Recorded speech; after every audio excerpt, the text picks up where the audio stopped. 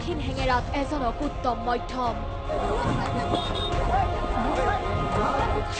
সুৰাৰ বিৰুদ্ধে উলিওৱা প্ৰতিবাদত বাধা দিবলৈ গৈ প্ৰহিত যুৱক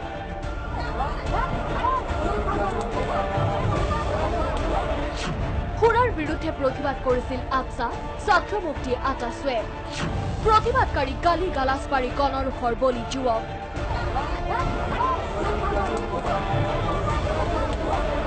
সুৰা বন্ধ কৰিবলৈ স্থানীয় ৰাইজে উলিয়ালে সমদল সুৰাৰ বিৰুদ্ধে উলিওৱা প্ৰতিবাদ এইজনে কোনোমতে সহ্য কৰিব নোৱাৰিলে বাধা দিলে প্ৰতিবাদকাৰীয়ে এনে বাধা পাই উফৰালে প্ৰাচীৰ মহিলা প্ৰতিবাদকাৰীয়ে চৰ বুকু গুৰ কোধালে যুৱকক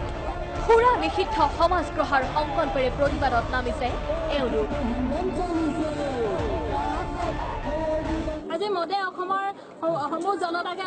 শাস্তি আগবঢ়াইছে আৰু এই কাৰণে আমি মহিলাসকল আগবাঢ়ি আহিছো যে ঘৰখনত অশান্তি সৃষ্টি হোৱাৰ পৰা আমি ৰাজপথত থাকিম ৰাজপথত আমি যিমানবোৰ মদৰ দোকান পাম আমি ভাঙি যাম আৰু মহিলা শক্তি আৰু যি জাগ্ৰত হৈছে অসমৰ প্ৰতি ঠাইতে জাতিৰ নায়ক আখ্যা পোৱা সৰ্বানন্দ সোণোৱালকো প্ৰশ্ন প্ৰতিবাদকাৰীৰ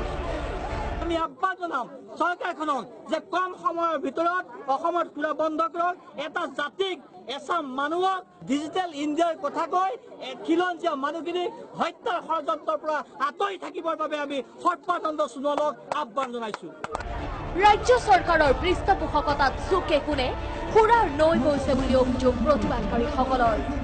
বিজেপি চৰকাৰে সৰ্বানন্দ সোণোৱালৰ পৃষ্ঠপোষকতাত গাঁৱে ভূঞে মদৰ দোকান দিয়া যি প্ৰক্ৰিয়া আৰম্ভ কৰিছে সেই প্ৰক্ৰিয়াৰ আমি বিৰোধিতা কৰিছো যেনেকৈ বিহাৰত মদটো সম্পূৰ্ণৰূপে বন্ধ কৰিছে ঠিক অসমতো সম্পূৰ্ণ মদ বন্ধ কৰিব লাগে বিশেষকৈ বাগিচাবিলাকত যি লালিগুৰ এটা ৰমৰমীয়া ব্যৱসায় চলি আছে গোলাঘাটৰ পৰা জয়দীপ গুপ্তা DY 365